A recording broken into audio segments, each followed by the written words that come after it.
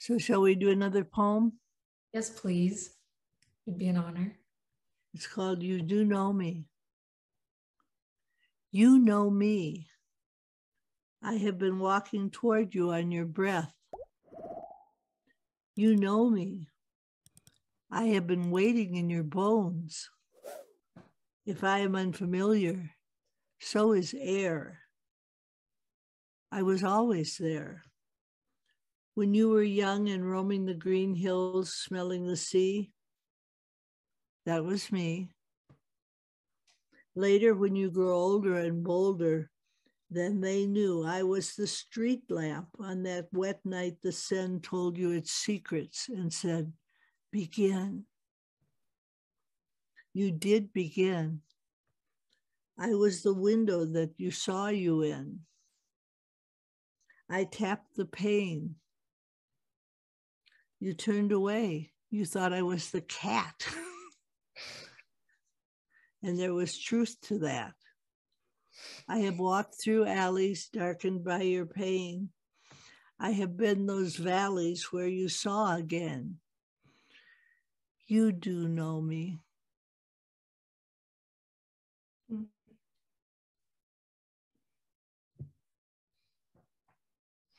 So that's a poem about how I feel about creativity. That when people start writing morning pages, they begin to engage with a part of themselves that is at once familiar and unfamiliar. Mm-hmm. You do know me. Yes, I am part of you.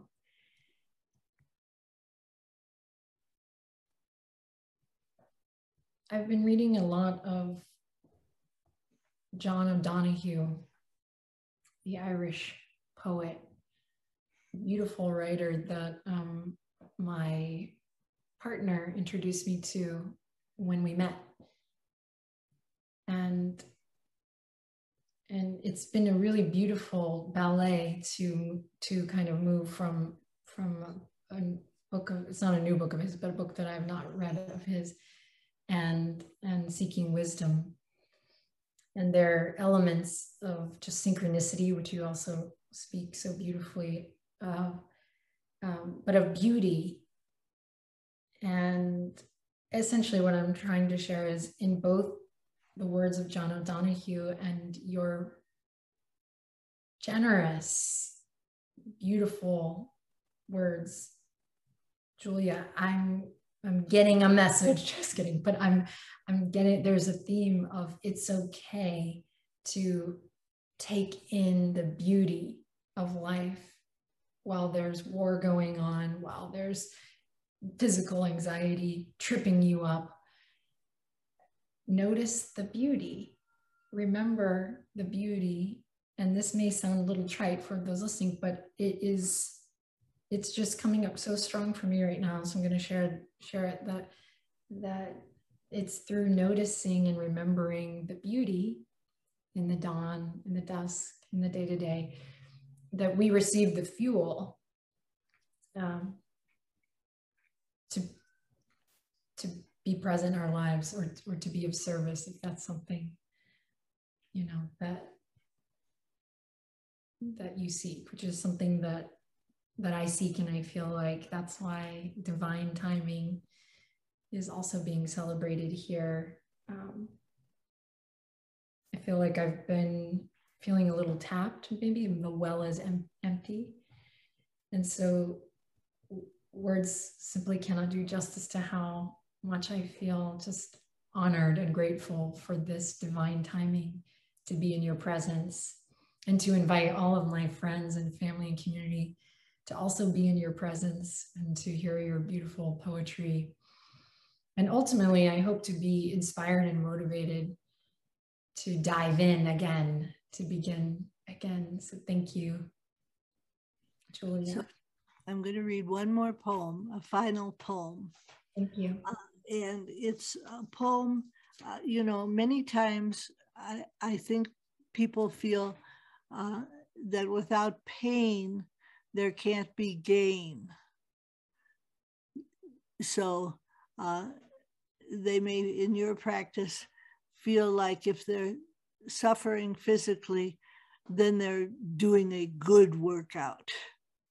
And what I have learned is that there's actually an opening for bliss and joy and creativity and happiness. I'm not prepared for this. I can't pronounce this bliss. The way we flow, the knowing where to go, this ebb and flow, can't we take it slow? Where are the walls, the shadows in the halls?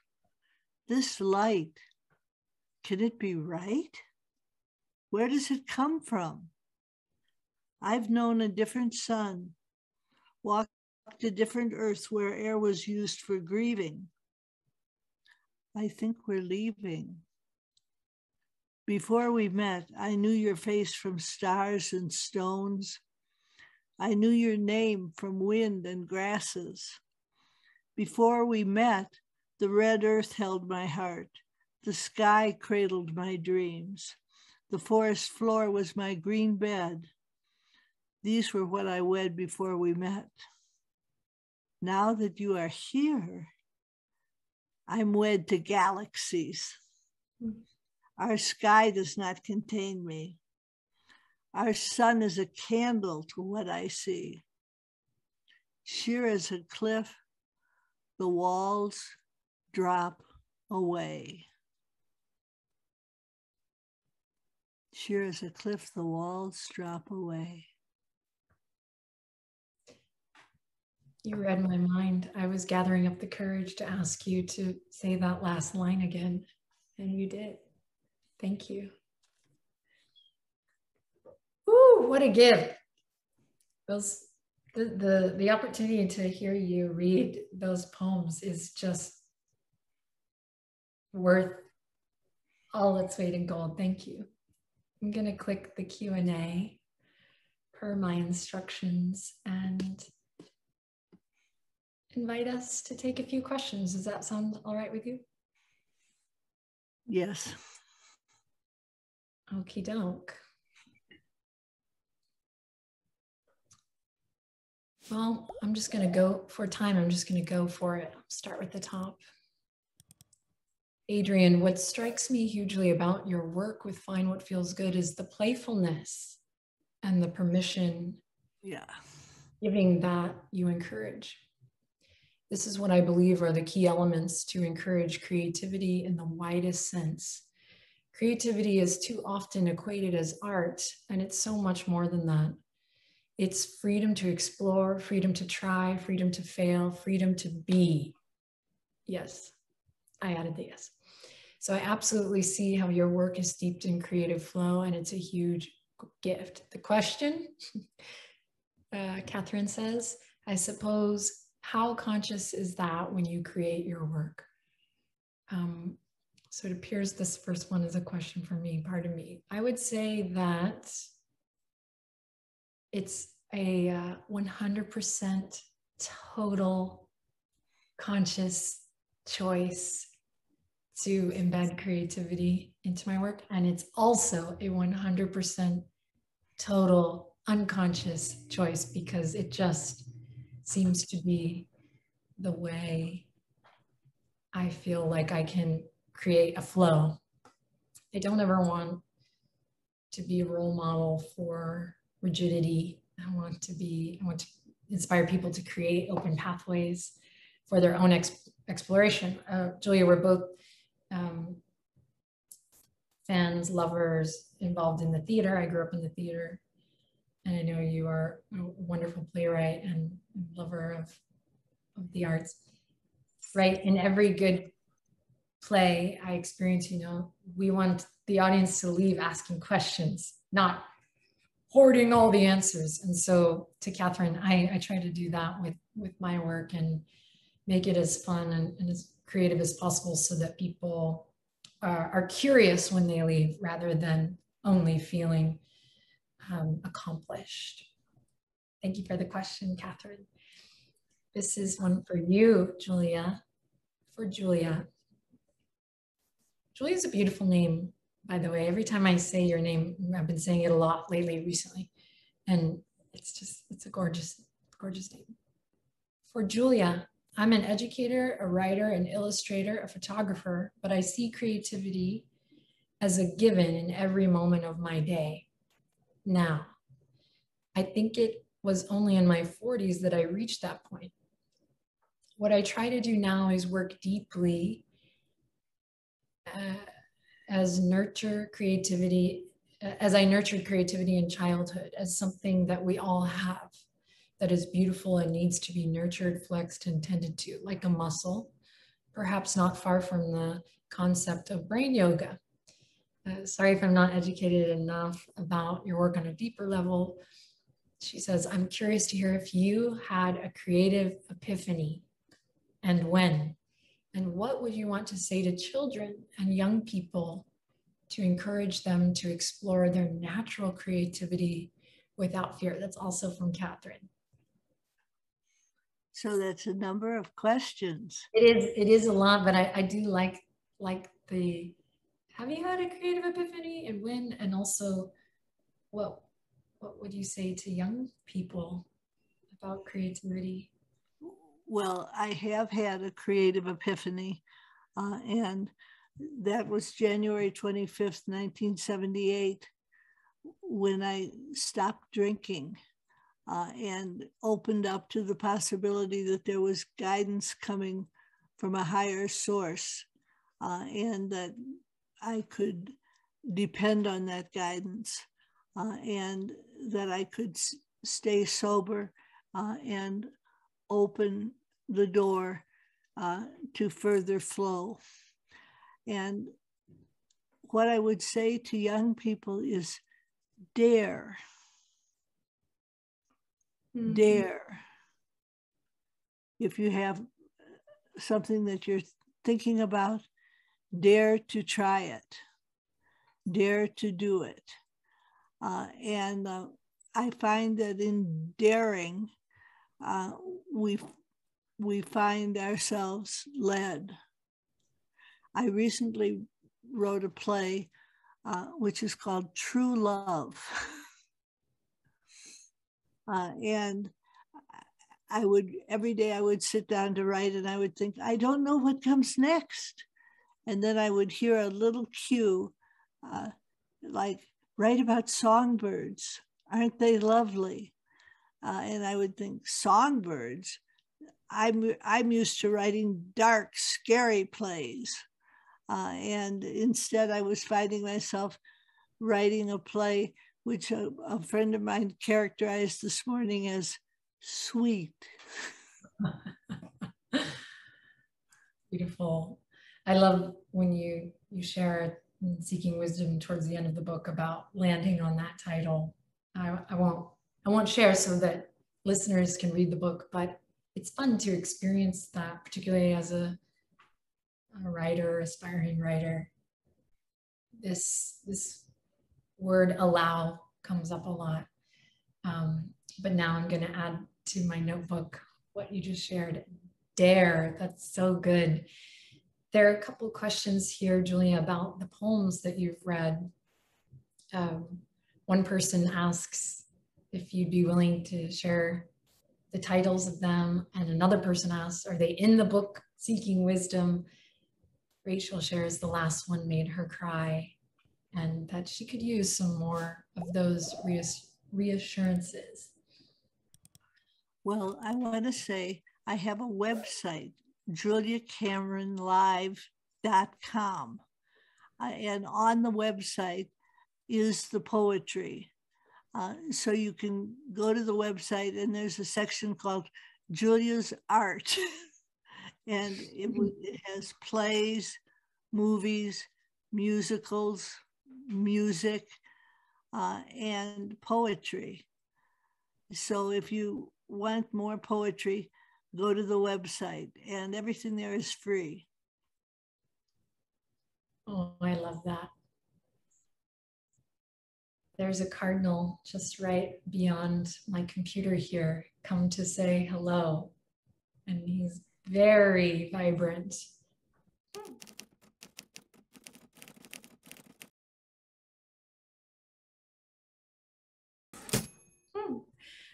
Amy asks, do either of you experience spiritual fatigue? My meditation practice spans many years, but recently I've begun to feel like I'm eating the same breakfast every day for decades. Well, this is where I have another tool which is useful. When I wrote The Artist's Way, I thought there were two major tools. One of them was morning pages, the daily practice of writing, and the other was a weekly practice of going out and doing something festive, solo, something just for fun and for free. And that's called an artist's date. And I think if you take an artist's date, you will refresh yourself and refresh your practice. Yes, I have to admit, I chose that one just so we could share, rather you could share, Artist's Date, which has been such a joyous experience. If you are not hip to Julia's invitation to take yourself on an artist's date, here's your invitation, darlings. I think that is a wonderful way to keep things curious too. And you talk about doing that on your own. I'm the type of person that loves to share my joy, and I'm learning how to also experience things such as Artist's Date on my own. It's different.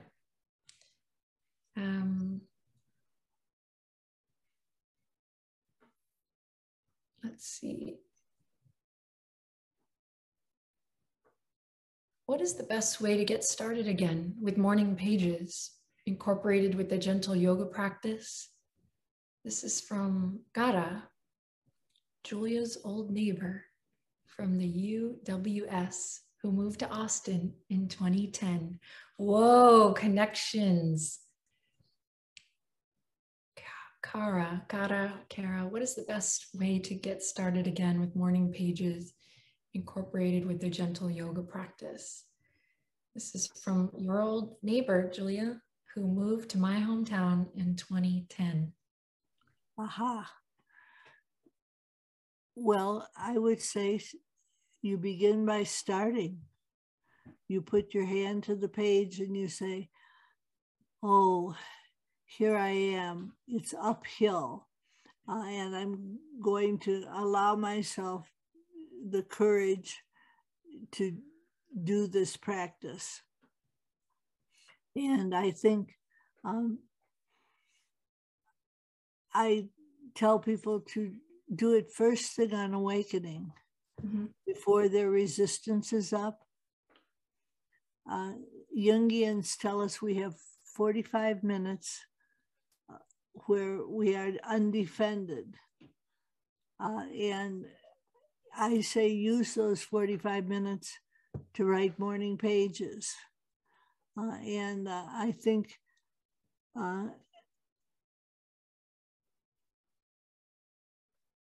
there's nothing to say except simply begin. Begin. Coax yourself forward a little bit. Say to yourself, okay, sweetheart, you don't need to be brilliant. You just need to begin. Yes. And as the student and other honored person here, I would say, and then do your gentle yoga practice after your morning pages. I think that's a good one too. There are so many beautiful questions here. CJ, though, invites, Adrian sometimes uses the phrase, and by sometimes, Julia, it's a lot of the time, the universe is for you and so is everything else. And this is something that my mom actually shared with me as a young person, and I've come to share it in my work and amongst my friends. And really that is the affirmation. the universe is for me and so is everything else. And so That's wonderful. CJ says, would you two like to discuss? And I just love, thank you, CJ, for bringing that up. And I feel like it might be a nice one to end on. And it really kind of helps. A lot of these other questions are about how do we keep a humble daily practice in constant or consistent chaos? You know, how do we find our source of creativity when we're doing everything for everyone all the time? So I just intuitively went to the CJ final question of the universe is for you and so is everything else. That seems like it could be an affirmation that unites us. Yes, I think so. So thank you for sharing that.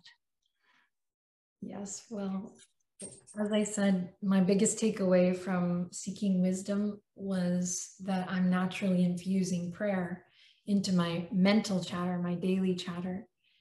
And just like morning pages, or just like with the yoga practice, find what feels good. When I simply allow myself to be present with that conversation, a whole yarn begins. Yeah. So thank you for that reminder. And from the bottom of my heart and with all my soul, I can't tell you what a total privilege and pleasure it is to meet you and to hear your poetry today. And well, thank you. I'm sure thank you. For everyone who's joined this conversation, may everyone who is present for it be inspired and blessed. Thank you, Julia. And thank you, How To Academy. Thank you. Thank you both so much for creating this space for all of us this evening. And for everyone who joined at home, there were so many great comments for both Adrienne and Julia in the Q&A section that I know we weren't able to get to all of them, but thank you all for submitting them.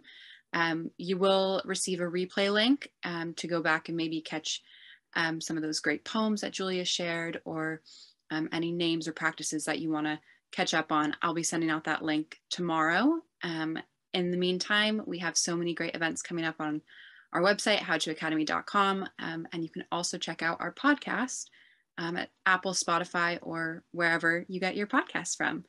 Thank you again, Adrienne and Julia. It's such an honor to have you both here with us. And please enjoy the rest of your evening or your day.